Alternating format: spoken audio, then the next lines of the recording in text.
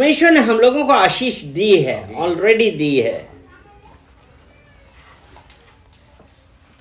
लेकिन हम उस आशीष को रख नहीं पाते हैं। क्योंकि अगर हम थोड़ा सा बता देते हैं, उत्पत्ति 12 और उसके 2 में, उत्पत्ति 12 और उसका 2, और मैं तुझसे एक बड़ी जाति बनाऊंगा और तुझे आशीष दूंगा और तेरा नाम महान करूंगा और तुम आशीष का मूल होगा। यानी कि यहाँ परमेश्वर अब्राम को, जिसको चुना, बुलाए जाने का, तब वो कह रहे हैं कि मैं तुझे आशीष दूंगा। लेकिन कई बार हम क्या करते हैं, हम अपनी आशीष खो देते हैं। जिस प्रकार अब्राम को परमेश्वर ने बोला ना, मैं आशीष दूंगा और तू आशीष का मूल होगा, लेकिन अगर हम उसका एक वचन पढ़ते हैं, तब परमेश्वर ने यहां से कहा था कि अपने देश, अपने कुटुंबियों, मतलब जो कुछ, उन सबको छोड़ो। लेकिन अब्राम ने नहीं छोड़ा था। अब्राम ने क्या किया था? मतलब ठीक है, वो निकल आया था, अपने पिता के घर से निकल आया था, सब कुछ छोड़ दिया था, लेकिन वो क्या अकेला निकला था? नहीं, वो अपने साथ अपने भाई के लड़के लूत को लेकर निकला था। तो हम लोग के लिए जब परमेश्वर ने कहा कि मैं तुम्हें आशीष देता हूं, और फिर जब हम उसके बाद जब हम देखते हैं कि जब अब्राम लूत से अलग हुआ है, तब परमेश्वर ने उसको आशीष दी है। हम लोगों के पास आशीष क्यों नहीं आती है? क्योंकि परमेश्वर ने तो कहा हमने तुम्हें आशीष दे दी, लेकिन फिर हमारे पास ऐसा क्या प्रॉब्लम आ जाता है? क्योंकि हम भी अपने साथ लूत को लेके चलते हैं, और वो लूत क्या है? हमारी चिंताएं हैं। वो लूत क्या है? हमारे परिवार की चिंताएं हैं, हमारी अपनी चिंताएं हैं, हमारा ये चाल चलन, हमारा ये कि हम क्या कर रहे हैं, वो सब, हम किन लोगों के साथ बैठ रहे हैं।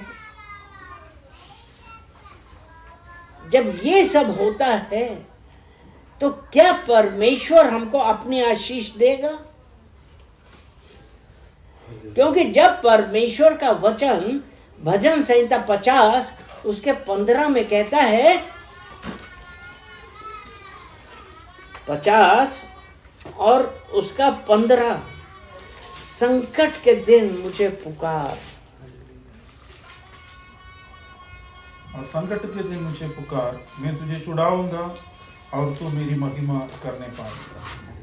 संकट के दिन मुझे पुकार, यानी कि जब परमेश्वर ने आशीष दी है, तो हम को क्या करना है? संकट के दिन पुकारना है। अगर कुछ भी प्रॉब्लम आती है, तो हमको यहोवा को बुलाना है, हमको इधर उधर नहीं भागना है। तो यहाँ पे हम लोग कई बार क्या करते हैं, हम फटाक से कहने लगते हैं कि हो सकता है हमारे लिए ये लिखा ही ना हो कि हम शांति से रहें, और हम अपनी आशीष खो देते हैं।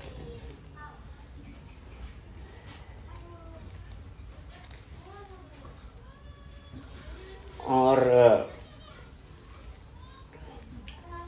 जब परमेश्वर आशीष की बात करता है, और जब हमारे पास प्रॉब्लम्स, अगर हम कोई प्रॉब्लम में पड़े, तब हम क्या करते हैं? गलातियों 6 और उसका 7 वचन,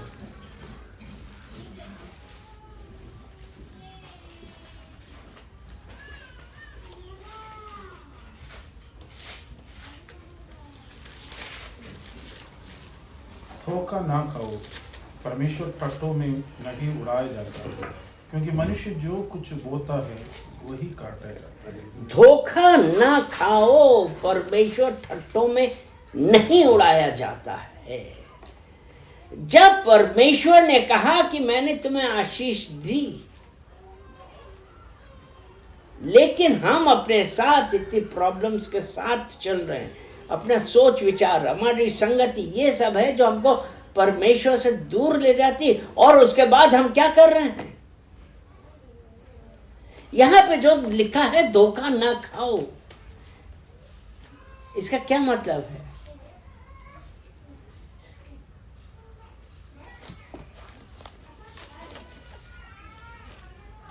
यहां पे कई बार हम लोगों की सिखाई हुई बातों के अनुसार चलने लगते हैं, जो उन्होंने बोला उसके अनुसार करने लगते हैं, और फिर उसके बाद बोल देते हैं कि हमारे पास आशीष नहीं है। और परमेश्वर ठट्ठों में नहीं उड़ाया जाता है। और परमेश्वर को ठट्ठों में कौन उड़ाता है? परमेश्वर को ठट्ठों में कौन उड़ाता है? शत्रु शैतान हैं? शत्रु शैतान जो है वही ठट्ठों में ले जाता है। शत्रु शैतान उड़ाता है। क्यों? हम लोग भी तो उड़ा देते हैं परमेश्वर को। ठट्ठों में उड़ाते हैं कि नहीं उड़ाते? कितनी बार हम कहते हैं कि परमेश्वर ने कहा था कि हमको आशीष देंगे। कहां हमारी आशीष? हमने क्या किया?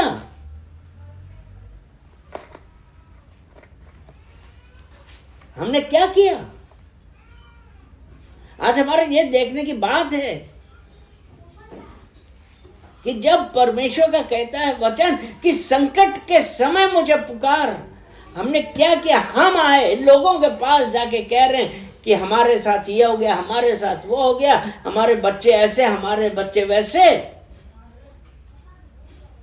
हमारा भरोसा कहां चला गया?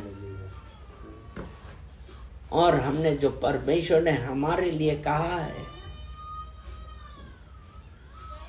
परमेश्वर ने हमारे लिए कहा है कि मैं तुम्हें आशीष दूंगा, वो परमेश्वर को हम ठट्ठों में उड़ा देते हैं, यानी कि डाउट करने लगते हैं। हमारे साथ ऐसी आदतें आ जाती हैं कि हम उनके अंदर रहने लगते हैं, उसके अनुसार जीवन जीने लगते हैं। अगर हम यीशु मसीह को जानने के बावजूद भी वो हरकतें कर रहे हैं, ठट्ठों में ही तो उड़ाया परमेश्वर।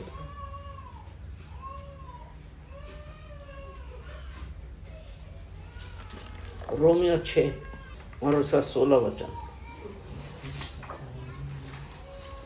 क्या तुम नहीं जानते हो, जिसकी आज्ञा मानने के लिए तुम अपने आप को दासों के समान सौंप देता हो, उसी के दास हो। यानी कि यहाँ पे क्या कह रहा है?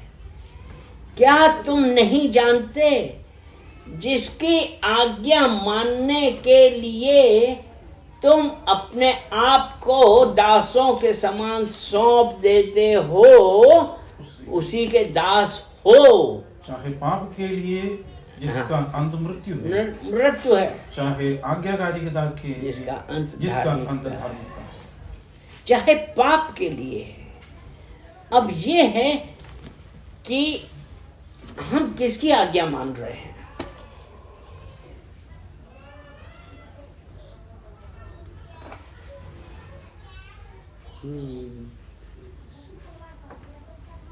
हम किसकी आज्ञा मान रहे हैं? खैनी की, तंबाकू की, शराब की, जुआ की? हम किसकी आज्ञा मान रहे हैं? आज हमें ये देखना है। अगर हम इन सब की आज्ञा मानते हैं, तब हम परमेश्वर के साथ क्या कर रहे हैं? परमेश्वर ठट्ठों में नहीं उड़ाया जाता है, क्योंकि यहां पे लिखा है कि जिसकी आज्ञा मानने के लिए हम अपने आप को दासों के समान सौंप देते हैं, उसी के दास हैं। अर्थात हम जब परमेश्वर की आज्ञा नहीं मान रहे हैं, और परमेश्वर की आज्ञा में साफ साफ लिखा है कि बच्चों को अपने माँ बाप की आज्ञा माननी चाहिए, और सबसे पहले सबको परमेश्वर की आज्ञा माननी चाहिए, क्योंकि बच्चे जो पिता के नीचे हैं, क्योंकि जब वो अपने पिता की आज्ञा, अपने माता की आज्ञा मानेंगे, तभी वो सफल होंगे। आज हम किसकी आज्ञा मान रहे हैं? क्योंकि जब उसने कहा कि जिसकी आज्ञा मानने के लिए तुम अपने आप को दासों के समान सौंप देते हो, दास अर्थात हम किसके दास हो जाते हैं? बुरी आदतों के दास हो गए, और उसका अंत मृत्यु है। और ये जो मृत्यु है हमारी आत्मिक मृत्यु है। अर्थात हम जब हमारा जीवन इस धरती से खत्म हो जाएगा तो हम परमेश्वर के साथ नहीं होंगे। हम कहाँ पे जाएंगे? नरक में, जहाँ पे गंधक और आग की झील है। ये तो गर्मी कुछ नहीं है, हम वैसी झील में डाले जाएंगे। आज हमको ये डिसाइड करना है कि हम किसकी आज्ञा माने, क्योंकि उसके बाद लिखा है कि आज्ञाकारिता, अर्थात परमेश्वर की जो आज्ञाएं हैं, परमेश्वर की आज्ञा जब हम मानते हैं, तब उसने कहा उसका अंत धार्मिकता है। और जब धार्मिकता है, यानी कि हम परमेश्वर के भय में हैं, तो हम जब यहाँ से जाएंगे हम प्रभु के साथ रहेंगे। हालेलुया। तो आज हमारे लिए ये ज़रूरी है कि हम किसकी आज्ञा माने और कौन से आशीष है। परमेश्वर ने आशीष दी है, लेकिन हम अपनी चिंताओं को नहीं छोड़ पा रहे हैं, धोखा खा रहे हैं, और ऐसी दुष्ट आत्माओं के फंदे में फंस रहे हैं कि हम उनके दास हो रहे हैं, हम बुरी आदतों के दास हो रहे हैं। तो आज इस बात की ज़रूरत है कि हम अपने आप को झांकें। एक वचन हम जल्दी से और कर देते हैं। विलाप गीत 3 और उसका 40। हम अपने चाल चलन को ध्यान से परखो और यहोवा की ओर फिरो। यहाँ पे ये लिखा, हम अपने चाल चलन को ध्यान से परखें। जब हम ध्यान से परखेंगे तो हमको एक चीज देखना है, क्योंकि इसी का 31 वचन कहता है, क्योंकि प्रभु मन से सर्वदा उतारे नहीं रहता। जब हम परमेश्वर की तरफ अपने आप को देखेंगे और परमेश्वर की तरफ मुड़ेंगे, तो उसने कहा ना, प्रभु मन से सर्वदा उतारे नहीं रहता। चाहे वो दुख भी दे तो भी अपनी करुणा की बहुधा याद के कारण वह दया भी करता है। इसलिए हम अपने चाल चलन को ध्यान से परखें और यहोवा की ओर फिरें। जब हम यहोवा की ओर फिरेंगे तो अपनी करुणा की बहुधा याद के कारण वो दया करेगा।